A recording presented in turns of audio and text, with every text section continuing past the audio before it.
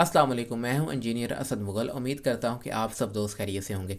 आज की इस वीडियो में हम सीखते हैं कि वाशरूम के, किचन के सिंक के या वैसे सीवरेज के जो पाइप ब्लॉक हो जाते हैं, बंद हो जाते हैं, उनको किस तरह खोला जाता है। 5 तरीक़ाकार आज की इस वीडियो में बताऊंगा। इन पाँचों तरीक़ों में से जौन सा भी तरीका आपको पसंद आए या आसान लगे तो आप वो तरीका अपना के अपने पाइप्स को खोल सकते हैं। सबसे पहले नंबर पे जो तरीका है वो बहुत ही इफ़ेक्टिव है और आसान है, और सबसे बड़ी बात है महफूज है। इसको आप बार बार इस्तेमाल भी कर सकते हैं। इसमें कोई इतना ज़्यादा ख़र्च भी नहीं आपका आएगा। आपने किसी भी इलेक्ट्रिकल की शॉप से स्टील वायर केबल पुलर लेना है। ये आपको इसको स्टील वायर कहते हैं या इसको वैसे केबल पुलर भी कहते हैं।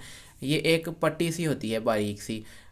इस पट्टी को जो अंडरग्राउंड वायरिंग करते हैं हमारे इलेक्ट्रिशियंस भाई, अंडरग्राउंड पाइप्स जो लगे होते हैं उनके अंदर से तारों को गुजारने के लिए इस पुलर को इस्तेमाल किया जाता है, इस वायर को इस्तेमाल किया जाता है। वो इस वायर के ज़रिए पकड़ के तार को गुजारते हैं पाइप्स के अंदर। ये जो तार होती है या ये पट्टी होती है, इसकी खासियत ये है कि ये किसी भी बैंड वाली जगह से या तंग जगह से बआसानी गुजर जाती है।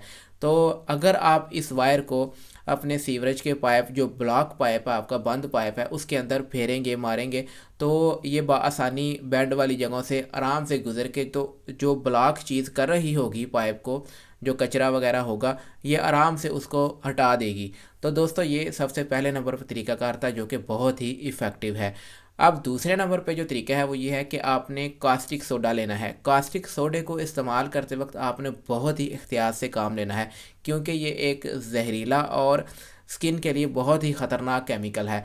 1 लीटर पानी में 3 कप कास्टिक सोडा के मिलाने के बाद अच्छी तरह से किसी लकड़ी से या प्लास्टिक की चीज़ से मिक्स करने के बाद आप जो आपका ब्लॉक पाइप है, बंद पाइप है, उसके अंदर अंडेल दें, गिरा दें, और 20 से 30 मिनट तक इसको ऐसे ही पाइपों के अंदर रहने दें, ताकि जो अगर पाइप के अंदर कोई बाल वगैरह हैं या कचरा है तो ये कास्टिक सोडा उसको अपने अंदर डिज़ोल्व कर सके, क्योंकि ये बालों को बहुत जल्द अपने अंदर डिज़ोल्व कर लेता है और कचरे को भी ख़त्म करता है। इसलिए जब आप इसको 20 से 30 मिनट तक पाइपों के अंदर रहने देंगे तो आपके जो पाइप हैं वो बआसानी खुल जाएंगे। तीसरे नंबर पे सिंक के या वाशरूम के बंद पाइप्स को खोलने के लिए बॉयल्ड वाटर यूज़ करें। जो गर्म भाप वाला पानी होता है, उबलता हुआ पानी अपने पाइप्स के अंदर डालें और ये अमल 3 से 4 मरतबा दोहराएं तो इंशाल्लाह आपका जो बंद पाइप है वो खुल जाएगा। चौथे नंबर पे बेकिंग सोडे को सिरके के अंदर यानी कि विनीगर के अंदर मिक्स करके एक सोल्यूशन बनाएं।